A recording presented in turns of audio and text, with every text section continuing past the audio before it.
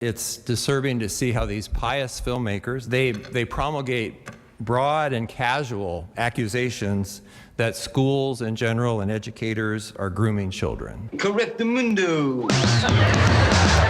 There's a wonderful and exciting world out there when we discover that we don't need TV to entertain us. Who are these people? Their names are Mark and Amber Archer. I hate that guy. If she were a president, she'd be Abraham Lincoln. I don't know how to put this, but I'm kind of a big deal. You guys really are cowboys. You're a monster. The filmmakers operate out of what I would call kind of a retro Christian mindset that has a very schizophrenic relationship to science. Back off, man. I'm a scientist. Hey, everybody. Welcome back to the intersection of faith, family, and filmmaking. You're listening to Fearless with Mark and Amber. Here, you'll find hope, truth, and practical encouragement to stand strong in your faith and lead your family with courage in today's culture. I'm Amber Archer, and joining me is my husband, author, director, speaker, Mark Archer. Actually. You can learn more about us and our media ministry by visiting fearlessfeatures.org. It's also a great place to make that one-time or monthly donation if you are passionate about reaching the lost for Christ through media. Visit fearlessfeatures.org to share your support today. Catch me outside. How about that? Lauren, don't be jealous that I've been chatting online with babes all day. What? Gotta love Napoleon Dynamite. Today is best day ever. Here we are. Here we are. So we're talking this week with Olivier Melnick. Melnick.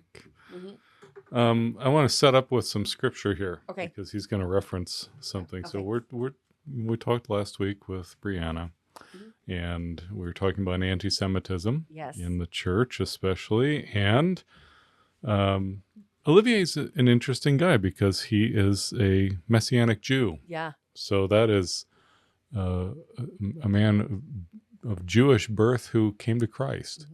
And so it has an amazing testimony that you're going to hear just shortly as soon as we get. Yeah, has a really fascinating story. But I just want to go back and read Genesis 12, starting in verse 2. Well, I'll just start at the beginning. The call of Abram. The Lord had said to Abram, leave your country, your people, and your father's household, and go to the land I will show you. I will make you into a great nation, and I will bless you, and I will make your name great, and you will be a blessing. I will bless those who bless you, and whoever curses you I will curse, and all peoples on earth will be blessed through you. That's what we're referring to when we talk about blessing Israel. This is the beginning of the nation of Israel. Israel didn't exist until Abram became Abraham. And that's, of course, Father Abraham had many sons.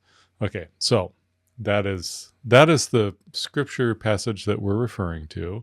And for some reason, this has become something that those in the church have failed to understand.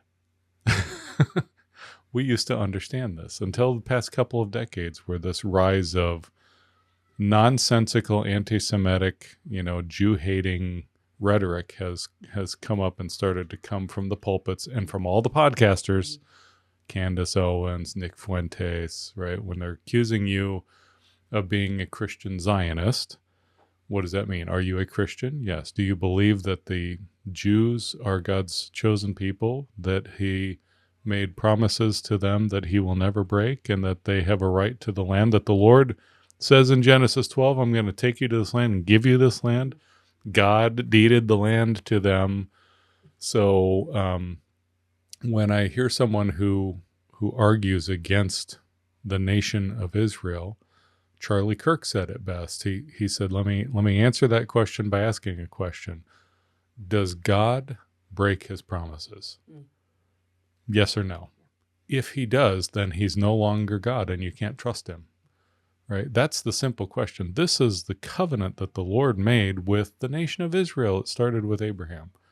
So that's all the more argument that I am going to offer to these people. Well, and I'm excited here to share our conversation with Olivier, because he has more insight and perspective on this, and the way that especially the Western church should be looking at this issue, non-issue, whatever you want to call it. So let's get to Olivier. Here we go. All right. So, Olivier, it is so exciting to have you here on the podcast with us. Thank you for joining us. Well, we said we would do it when we met, and here we are finally doing it. So I'm excited to be here. Well, Yes.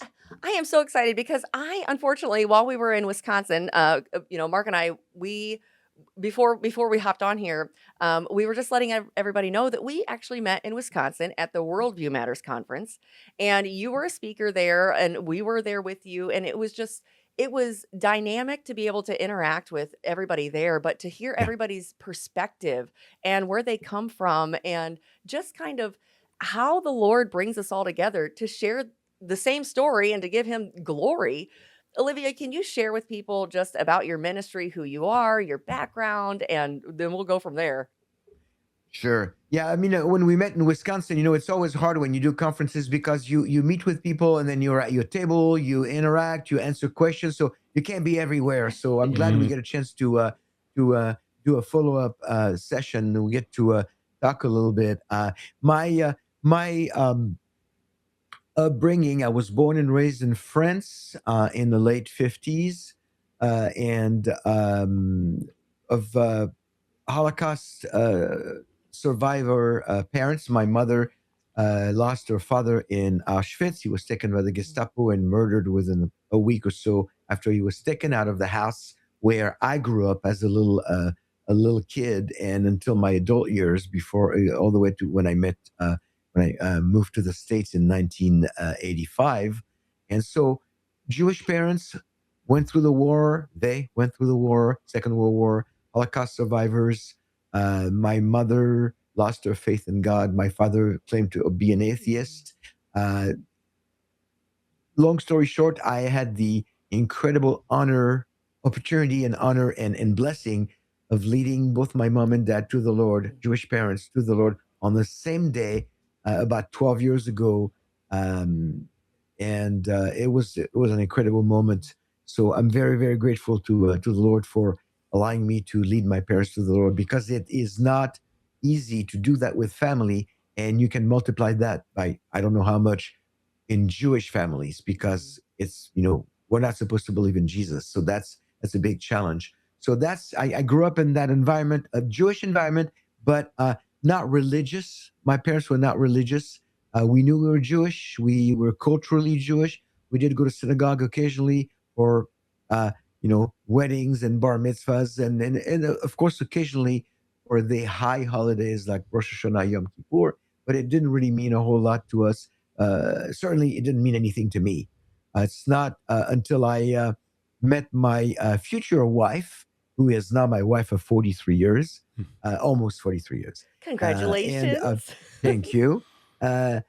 Gentile Christian met this French Jew. That would make a good movie. And so she challenged me because we fell in love, and I wanted to marry her, and she challenged me. She says, I can't marry you. I don't want to be separated from you. And I'm going like, separated from me? I mean, we're talking about marriage. You're talking about divorce already? She goes, no, I'm talking about one day I'm going to be called. I'm going to be, she was referring to the rapture without calling it that. And she knew she was going to be gone and I would be left behind. And that was a problem. So she started pointing me to the Messianic prophecies of the Jewish Bible, the Old Testament, Genesis 3:15, Genesis 49:10, Deuteronomy 18, Isaiah 7:14, Isaiah 9:6 and 7, Micah 5:2. There's so many. And yet they did not impress me. I'm going like, yeah, this is a book. It's like, to me at that point, it was like the phone book. I didn't care, And then she got a hold of a book called The Late Great Planet Earth by Hal Lindsey, if you've heard of it. Oh, yeah. It was written, I think, in 73 or 74. It's been instrumental in coming to faith of a lot of people. And incidentally, a lot of Jewish people came to Yeshua, to Jesus, through that book. I'm finding out over the years. I read that book, which was basically the, two parts of the book. Part one, all the prophecies about the Messiah in this first coming, fulfilled verbatim, literally. And then this is what we have to look forward to in the second coming. And why should it not be fulfilled literally? And I'm going like, that guy has got something going on here. That makes sense. He was saying the same thing, but it was a guy in a book talking to me. It was not God trying to get my attention. So that worked for me. And of course, unavoidably, I mean, being Hal Lindsey, being a dispensationalist, premillennial, pre-trib, he got to the rapture, and I'm going like, oh, here we go again. And I'm going like, this is the stupidest thing I've ever heard. So I get back to Ellen and I go, you really believe into this disappearing? And she goes, yeah, and that's why I can't marry you. Unless you believe like I do. Wow. And I was procrastinating the inevitable. I was not super religious. I was not, I had not even been indoctrinated by what you get from the televangelist nowadays and the false doctrine and all the things that could really give me a false Christianity or a false gospel. So I basically, I don't remember the exact day, but it was July of 1983. I prayed with her and invited Yeshua to be my Lord and Savior. And it's been, 43 years? We got married October 1st of that year. And within a couple of years, we moved back to the States and we settled in California, where she was from. And the Lord worked on me slowly. But one thing led to another. We got more and more involved in Jewish ministry. I wanted to reach my people. I'm Jewish. I mean, I didn't say that, but that's probably obvious. I said Jewish parents, so there you have it. So we joined as volunteers. We had moved to Washington State. We joined a ministry called Ariel Ministries with Dr. Arnold Fruchtenbaum. We were there with him for about 6.5 years. Then I was recruited by Chosen People Ministries, that used to also be known as the American Board of Missions to the Jews. And we were with them for 27 years as a full-time missionary. I ended up the last 10 or 12 years being a regional director for the mission. And then it was a great time. Made a lot of friends there. Did a lot of great opportunity for ministry. In 2000, when I was at, I need to backpedal a little bit, backtrack. When I was at Moody doing my undergrad in 2000, I was challenged by one of my professors in a Jewish studies program to do a message on Psalm 83. And I put that together and I realized that it was talking about the enemies of Israel. And I thought, oh, it'd be great if I could find examples for illustration about anti-Semitism. And it was the time of the second Intifada in 2000, the second uprising, the civilian uprising in the Middle East. And I thought, oh, I'm sure I can find stuff in the news. And I did. And I started putting a file together and then looking into it and doing research. And at that time, I was not really aware of it. I'd never written a book in my life. I was not much of a writer. But I was doing research for my degree and my undergrad. And I started building this file, and fast forward to 2026, I've written 8 books, 5 of them on anti-Semitism. Wow! And so that in 2000 started a great adventure, and it put me in a place where basically the Lord put on my plate this desire, this burden, this fight that I developed of fighting anti-Semitism and educating the Christian church on how to understand it, how to understand the Jewish people in light of anti-Semitism. Much of it had been coming from the church. We can even, unpack that a little bit if you're interested. So it became a passion of mine. And February of 2024, 2.5 years ago or so, we launched our new ministry. We left Chosen People Ministries and all of our friends there and launched Shalom and Messiah. And we've been going for 2.5 years now. And opposing anti-Semitism, equipping Christians to understand it, and mobilizing Christians for such a time as this, because we live in very interesting times. We have opportunities as Christians to make a difference right now. What I did not know is that our ministry would end up spending so much time in Israel and so much time in working with the IDF soldiers and various organizations to help them and to open some doors for the gospels that I didn't even know existed. But we live in very interesting times. Right. So go ahead. Well, and you just said, and before we hopped on here, you were just talking about you just recently got back from a trip to Israel. Yeah.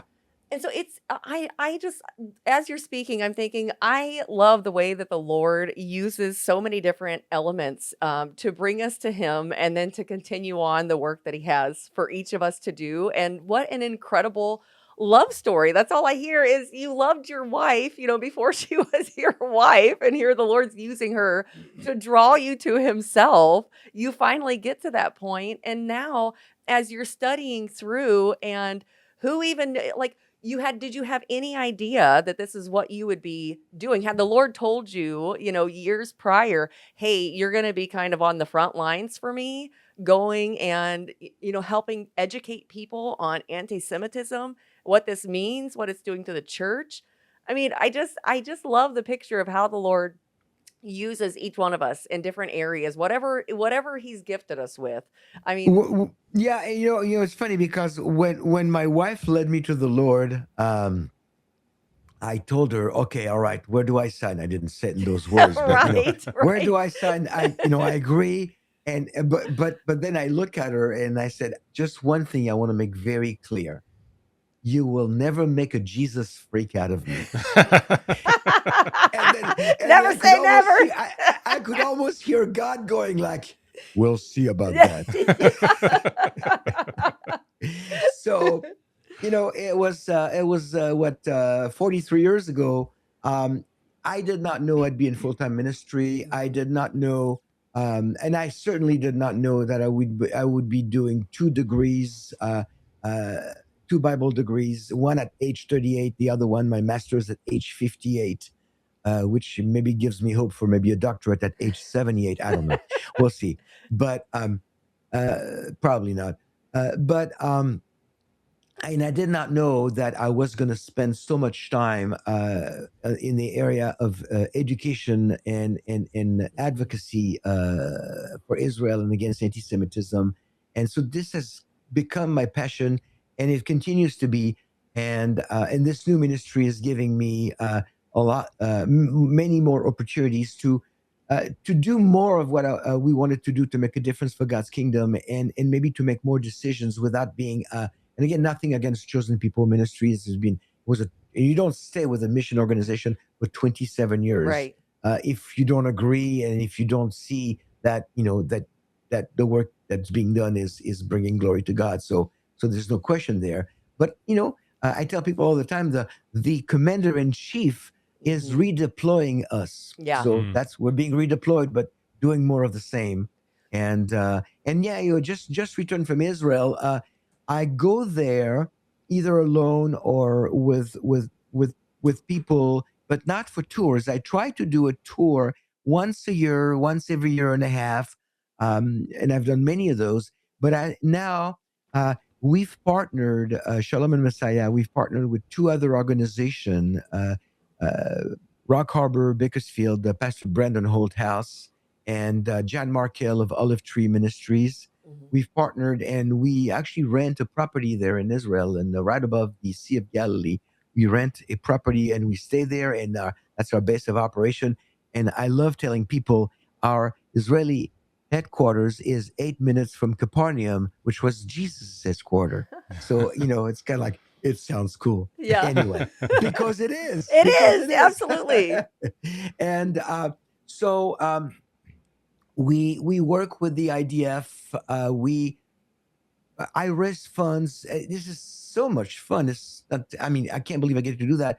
I share with Christians in America who really either can't go to Israel or they can't do what we do, but they want to partner with us. They want to say, we want to make a difference. We want to see these people saved. I say, well, if you want to see Israelis saved, we have to keep them alive, because there's no getting saved after you're dead. So I say, let's make sure they're safe now, and then we can get them saved with the gospel. So we raise funds and we buy, and we don't we don't fund anything that's going to be in the area of weapons or anything like that, but anything that's going to protect them from being killed.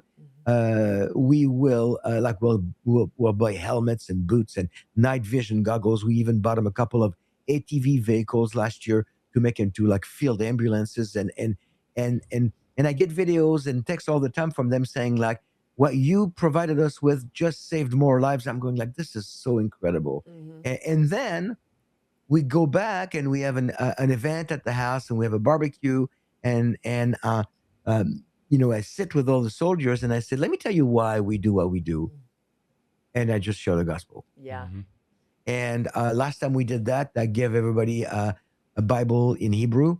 Not everybody took it home. They were all smiling and all kind and like, well, thank you. And then when they left, they just put it on the coffee table. Like, that's okay. 3 of them took it. Well, because you've been there, you know what that's like. And so it's just continuing to build those relationships and just to be a presence within that community is such. That's exactly right. And then I use that all the time. The ministry of presence. Ministry of presence. That's right. At this time in history, being in Israel, supporting Israel is important. And of course, I'm an American citizen now, and I support America, and I love my country. And so people are going to go like, oh yeah, he's Jewish, so it's all about Israel. No, it's not. But it's part of what I do because I'm a Jew. I'm a Christian who believes that we should bless Israel, Genesis 12:3, and I want to see them saved. I want to see them spend eternity with us in the presence of God. But supporting Israel at this time is important because most Jewish people feel very let down, very, very lonely, without hope from a human perspective. You would say, well, that looks that way. And right now, is a good time for Christians to not repair, but change or do better than we did 80 years ago. They were like in a story of my grandfather who was taken by the Gestapo out of the house where I grew up. He was in this big building, in a U-shaped building with about maybe 18 different families. And there was, that I know of, when I grew up, and I found out later, one family who was very friendly to Jewish people. He was hiding in a cellar under the apartment where my parents lived on the first level, ground level. And the rest of the people in the building, when the Gestapo came, they did absolutely nothing. They said absolutely nothing. They just stayed in their apartment, looked through the blinds and said, like, I'm not getting involved. And I've said it before, and I will say this forever: a bystander who does nothing only facilitates the work of a perpetrator. So by not doing anything, you're doing something. And in the case of my grandfather, they let him be taken by the Gestapo. He never came back. And so right now we have a chance to rectify that as Christians and be involved in the life of our Jewish friends, our Jewish neighbors, our Jewish co-workers, and let them know, I got your back. If you need rescue, if you need shelter, you can count on me, because I read my Bible. I read what God's plan for Israel and the Jewish people, and you're very much part of God's plan until the very end. And you're a special people. You're my friend. That's a Christian talking to a Jewish person here. You're my friend. I got your back. Let me know if I can help. That's what the Jewish communities in Israel, we do that, but also in America, they need to hear that from Christians. So what is it especially today that Americans need to understand about Israel and the Jewish community, and what would you say is the best use of our time beyond praying? I mean, we should all be praying for Israel, and we should be praying for all of the lost. However, the church in America, how can we help? I think that's the question that a lot of people have all the time, because we kind of feel helpless to do anything. The same way that you were just saying that those over in Israel they feel helpless and abandoned. Well, we feel helpless to do anything. So what can we do beyond, or should we be doing beyond praying for the nations? Well, thanks for asking. The prayer is definitely, prayer is at the foundation. So there's no question that it starts with that, and it continues throughout whatever we do. We need to make sure prayer is all throughout. But my good friend Pastor Brendan Holthouse said that a few years ago when we started doing work together in Israel. He said we need skin in the game. Yeah. And Christians are good at talking the talk, but not necessarily always walking the walk. So skin in the game, what does that mean for Israel? That means that you need, like I was just sharing with you, you need to invest and help wherever you can, with the idea that it's going to show your good intention of wanting to help because you love, because you understand your Bible, and it's going to open a door to share the gospel. Is it going to open the door the minute you start? No.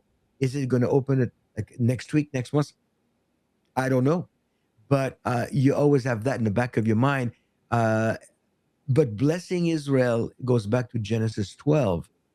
And what Christians sometimes can be, they make the mistake of going like, well, I've been witnessing to Jewish people and they're so close to the gospel, they're so gospel resistant, and I'm just going to stop and I'm just going to do something else.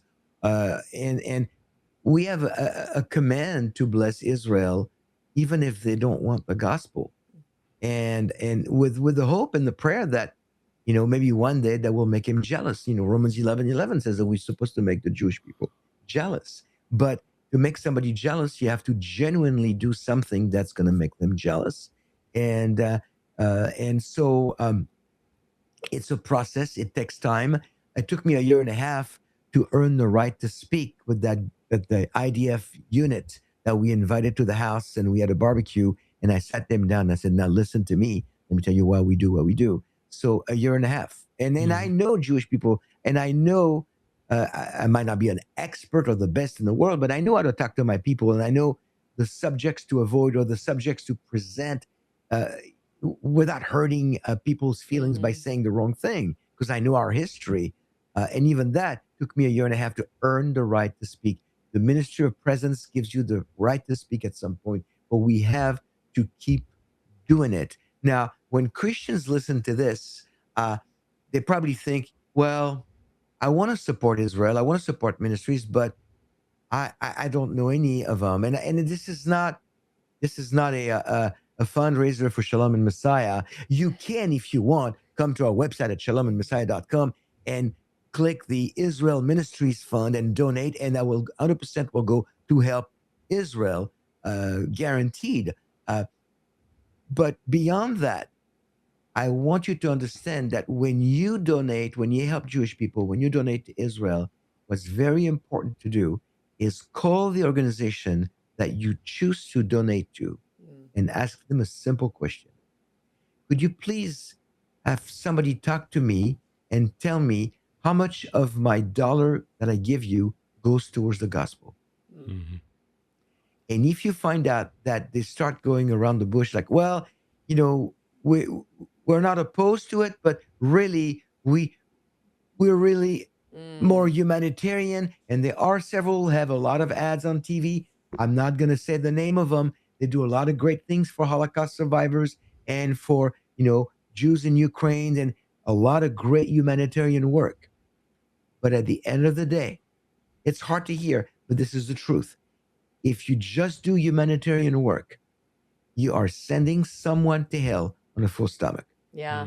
Oh, that's so good, Olivier. I mean, sad but true, because even when you just said that, I thought, I never even thought about asking that question. I mean, ask the question and you'll be surprised. And you'll be even more surprised than you call sometimes. The ministry I'm referring to, not by name, is not a Christian ministry, even though it has the word Christian in their name.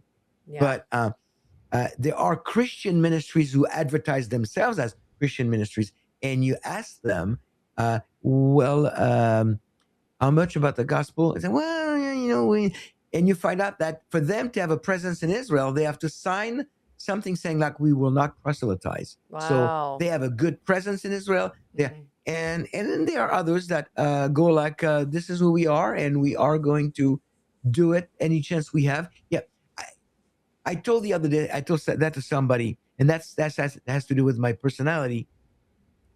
I was having lunch with an Orthodox Jew in Jerusalem when I was there about a month ago, and And I asked him, I said, listen, let's discuss the elephant in the room. You're an Orthodox Jew, and I'm a Messianic Jew. I believe in Jesus. Why are you talking to me right now? And his answer was like, well, you're not pushing Jesus down my throat right now, and you're helping our people. So I'm not saying I'm not going to, and I looked at him and I said, no, I'm not pushing Jesus down your throat, but I want you to know I walk a fine, it's hard for me to walk that walk, but I always want to be between transparent and obnoxious. So this is where I am. I am transparent about my faith, and I'm always going to be transparent, but I don't want to be obnoxious. So I'm walking that fine line, being transparent, fully transparent, and fully obnoxious. And hopefully I'm never fully obnoxious, at least not on that topic. No, but they're still sitting and they're still curious is the thing, And so in Israel more than anywhere in the world. Isn't that interesting? Yes, the Jewish people exist on a very wide spectrum of spirituality, so to speak. And so you've got the ultra Orthodox, super Orthodox, keep kosher, they keep the Sabbath, they go to the synagogue, they do everything. They keep as much of the law as they possibly can, which, by the way, is not all of it, because many commandments are connected to a temple. Excuse me. As you're sitting there talking is what it made me think of, was Nicodemus, John 3, 1 through 15. I have a message on this. I call it Nick at Night. Nick at Night. I don't know if the new generation understands Nick at Night. Right. So where was I? Well, we were talking. Well, you were talking about the differences between the Messianic Jew and the Orthodox Jew, and keeping all the laws. Spectrum of the super Orthodox, the ultra Orthodox, all the way to the agnostic, and the Messianic Jew has to fit there somewhere. Although to mainstream Jews, they tell you, well, you're not Jewish anymore. I've been told repeatedly in my 43 years of following Jesus that I'm not a Jew anymore. It couldn't be further from the truth. That's because they confuse Judaism and Jewishness. Judaism is something you practice, that anybody can practice. You too can start practicing Judaism today and keep kosher and go to synagogue and keep the law if you can. Wow. And that would make you a proselyte to Judaism. If you are born a Jew like me, that's your Jewishness. It's a state of being, and it's an ethnic state. I will die a Jew. I'm just Jewish by birth. I don't have to practice anything or not practice anything. I'm Jewish by birth. And if you understand the difference, the fundamental difference between Jewishness and Judaism, which is a practice, then it really helps a lot. But Christians and Jews, both mix the two, don't understand it very well. That's a very important difference to make. But so we exist on a very wide spectrum. And the only thing that Jews agree upon is that we're not supposed to believe in Jesus, and that's unfortunate. But this is something that's been promoted by Satan, because Satan knows that at the end of human history, at the end of the 7-year tribulation, the Jewish people are going to be realizing that our ancestors missed the Messiah when he came, Jesus, Yeshua, and rejected him. Not all of them, like Nicodemus, for instance, did not reject Yeshua. He became a believer, and there are others around this time and before. But the Jewish people at the end of the tribulation are going to realize that, and they're going to say what Jesus told them they should say. He said, surely you will not see me again until, not unless, until. In other words, it's guaranteed it's going to happen. Unless would be like, maybe it will, maybe it won't. Yeah. But it's until. So that day will come when the Jewish people corporately will say, Baruch haba b'Shem Adonai, blessed is he who comes in the name of the Lord. And that is what triggers the second coming, not the rapture. We go up. Second coming, we go back with them. We come down. Two different events. And at that time, Satan goes into retirement, not into a development in Boca Raton, Florida, but in the lake of fire and brimstone. And that is not where he wants to go. So Satan knows, hey, if the Jews don't call on Jesus, I'm all set.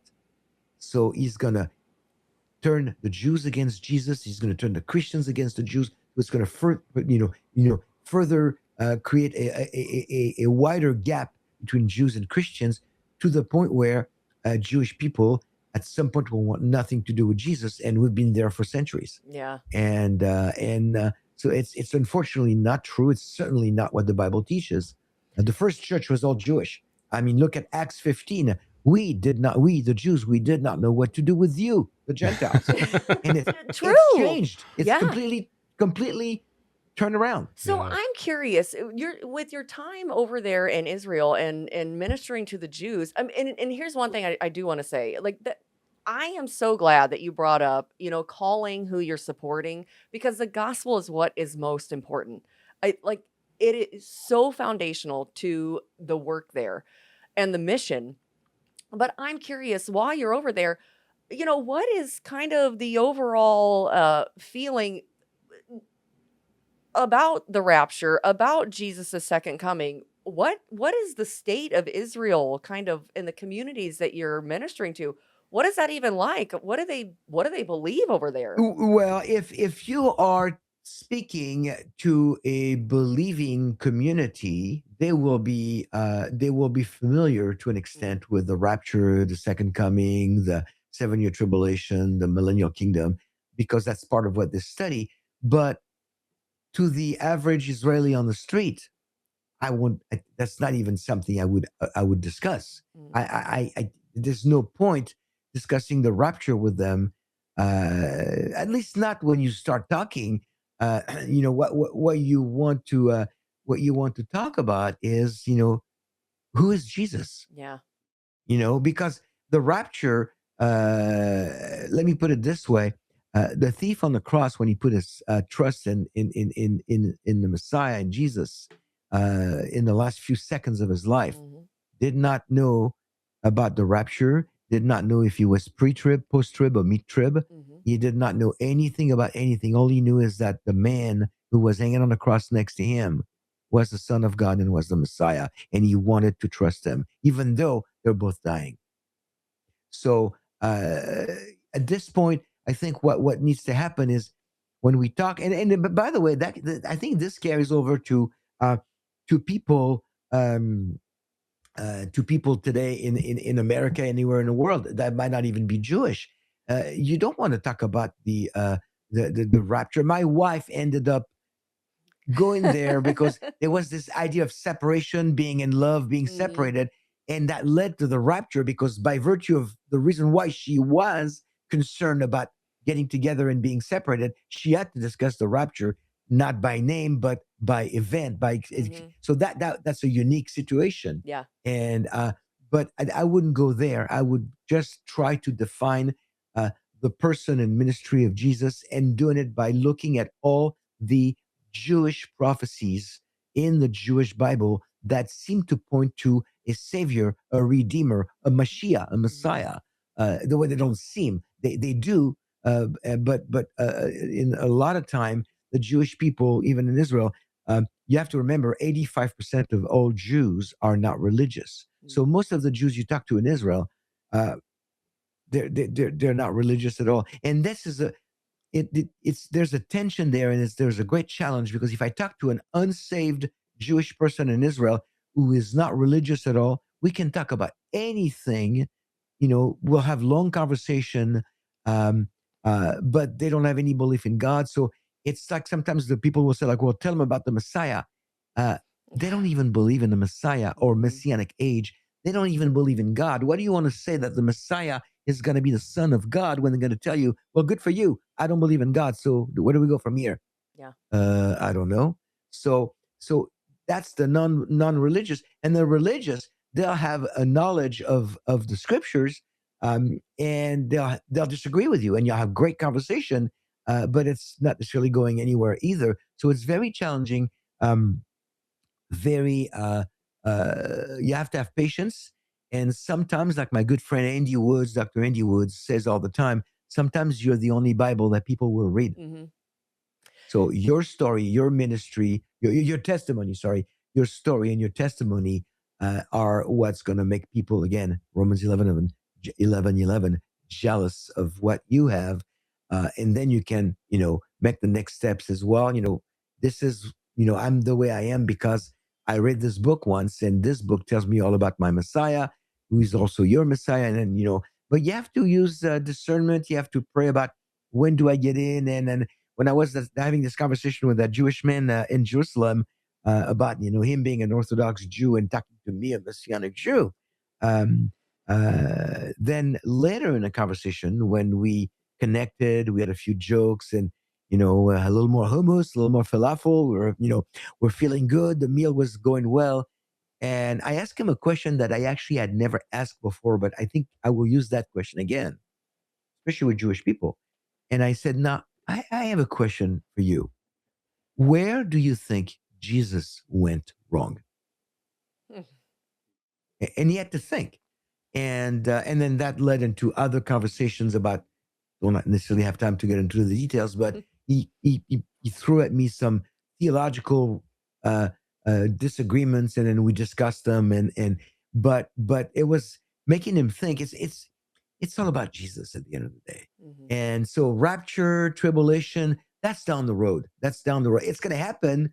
And now if they ask, I answer, but this is not where I would go. Just like I would never go to discuss the Holocaust with any Jewish person, because there's no way in, there's no way out. It's just a topic that is very complicated, except that God is sovereign, God is loving, and God is just. Yeah, and it is, I think just listening to all of that and just hearing, it's really the same way that people need Christ here in America or any mission field around the world. The harvest is ripe and the workers are few.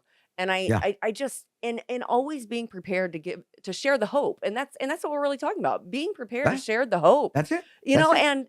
and so it's really exciting, and it's been so encouraging, Olivier, for you to just share. And I love hearing your heart and your ministry and everything that you are doing to really help influence and make an impact, especially over there with the Jewish community.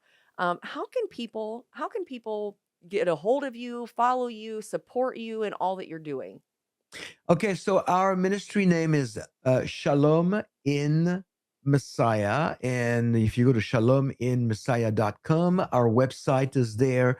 We have resources on that website. There is a good news tab that gives the whole gospel presentation from the Jewish scriptures, not using any verse of the New Testament, not because I don't believe in it, it's just because the people I'm talking to don't believe in it. So Yeah. I want to use something they're comfortable with. We have other resources. Our books are there, and we have also a YouTube channel at Shalom and Messiah. I'm on Telegram. All those different. Instagram, Telegram, X, YouTube. A lot of teaching, and a lot of interviews and commentaries on our YouTube channel. That's a big, big part of what we do. I post at least, well, 3 or 4 times a week, longer form, and then every morning of the week I do a 1-minute devotional on another channel. If you type my name on YouTube, you'll find me, Olivier Melnick. And so that's how you can find us. You can connect with us. You can support our ministry, and there are opportunities to make a lot of differences in the life of Jewish people, and let them know that you care. So that's the important part. Go knock on your neighbor's door if you know they're Jewish, and tell them, hey, I love you, I love Israel, and you've got my support no matter what. They need to hear that. And so if they can reach me on our website. We have email. They can reach out, and if they have any questions on how to share, or I get emails all the time. So I'm going to regret saying this because I'm going to get more emails now, but this is what we do. But you're a wealth of information, and it helps people to understand. I mean, that's why it was so important for us to be able to connect again, even after the conference, and because there's so much that we can continue to learn from each other and to Yeah. continue to reach people with the gospel of Jesus Christ. And what really excuse me, what really blesses me is that you and your husband are not doing anything in your ministry that is, focusing on Israel and the Jewish people, not by choice, like you don't want to do it, but it's not what God called you to do. But yet, you see the importance of Israel and the Jewish people in God's grand narrative in the Bible, and you go, we need to stay in touch with people like Olivier because that's important that we would labor together. I can't do what you're doing, and you can't really do what I'm doing, but we understand that, in the body, we're like different fingers in the same hand. Yeah. Exactly. That's exactly it. One body, many parts. We say that all the time. The Lord has gifted us all in different ways, and He's going to use us if we follow Him and trust Him. And that's the biggest thing when we step out in faith and we trust that the Lord is leading and directing. As long as we surrender our hearts and service to the Lord. I have one question before we go. Oh, he has one question. So you're going to get an oddball question from Mark. This is going to be good. Explain to people. Olivier, he's already. Oh, party's over. Close the gates. Explain the yarmulke. Is it that time already? Sorry, we ran out of time. Blame the Gentiles. Okay.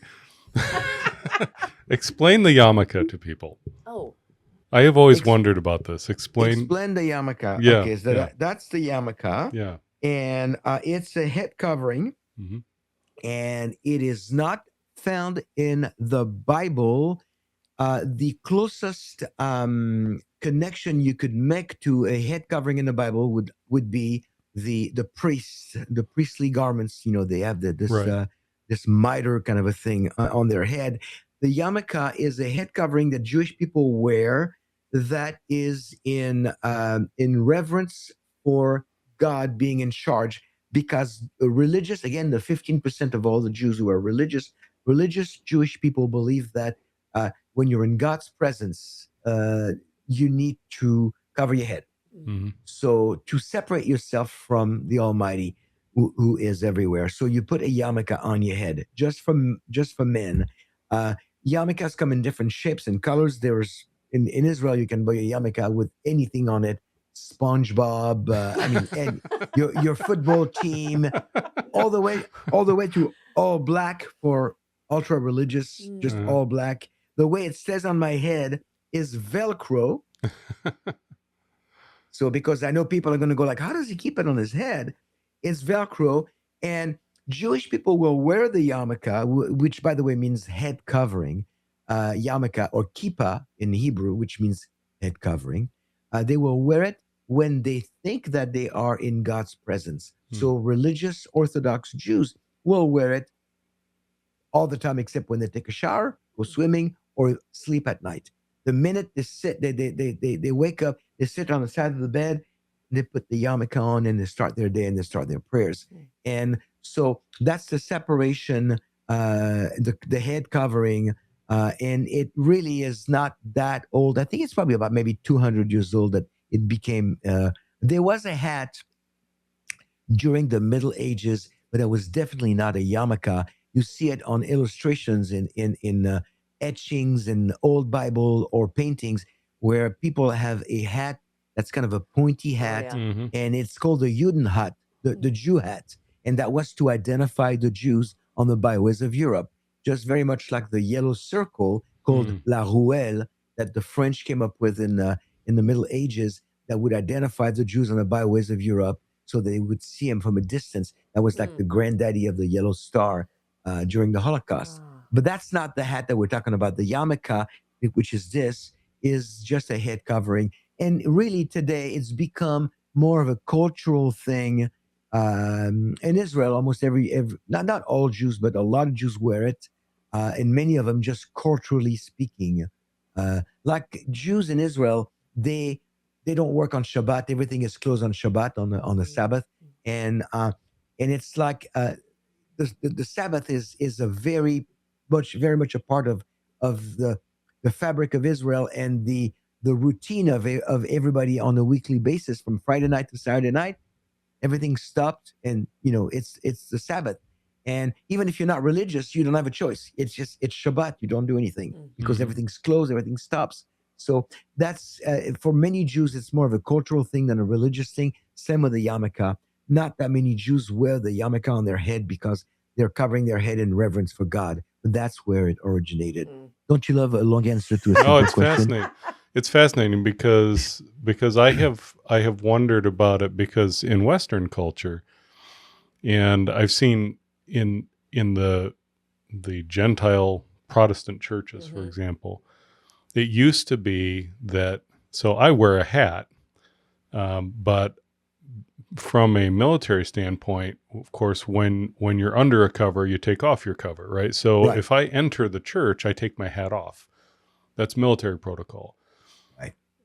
In the Western church, though, even that's going to, I mean, we got guys wearing ball caps on stage, and right. So it doesn't seem to mean anything anymore. So I've always wondered about this, you know, what the protocol is and why that is the way it is, because in the West, we've lost it all. At my church. My church is not a Messianic congregation. I wear my yarmulke. People recognize me. They know my yarmulke, and I don't have to wear it. It's not it's just a sign of my identity, because I certainly, now more than ever, I want people to know I'm Jewish and I support Israel. And I've been asked and told many times in churches over my 40 plus years of believing and doing ministry. I've been asked, well, now you're a Christian, how was it being a Jew? I said, well, I'm still a Jew. And so it's like, but the question about the yarmulke, by the way, I have this little booklet that I put together last year or a year and a half ago called "Do You Know Somebody Jewish Now What?" It's on our website. It's on Amazon, and it has answers to all those questions. And interesting. It's like popcorn answers. So they're very, very quick, like, why a yarmulke? What's the mezuzah on the door in the home, Jewish home? Why do Jewish people keep kosher? What are the side fringes on their garment? Why do Jewish people religious have the side curls? All those things. So the 50 questions answered. So that's a good resource for people if they want to get some of those answers and they don't want to listen to me ramble for 15 minutes. Hey, just real quick, Olivier, do you know what kind of the Jewish population in America is? We have a total of, it's split actually. I think it's about 7 million, maybe 7.5, and it might have changed a little bit, but I think it's about that. There's a great resource, by the way. It's jewishvirtuallibrary.org. jewishvirtuallibrary.org. They will have all those stats. They keep up with the stats. They have all kinds of history. The great resource. I use it all the time. They're not believers, but they're incredibly a great resource, and their research is top notch. So I go there. Excellent. Excellent. Olivier, thank you so much for joining us, taking time out of your day. We really, really appreciate it. We love you, brother. My pleasure. Thank you. Shalom. Hey, that's all the time we have for today, friends. Thanks for listening through to the end, and be sure to hit that subscribe button so you never miss an episode. And share this with your family and friends. Until next time, march on, saints, and be filled with the Spirit. Are you threatening me? Step aside, please. We have white privilege. I am dangerous.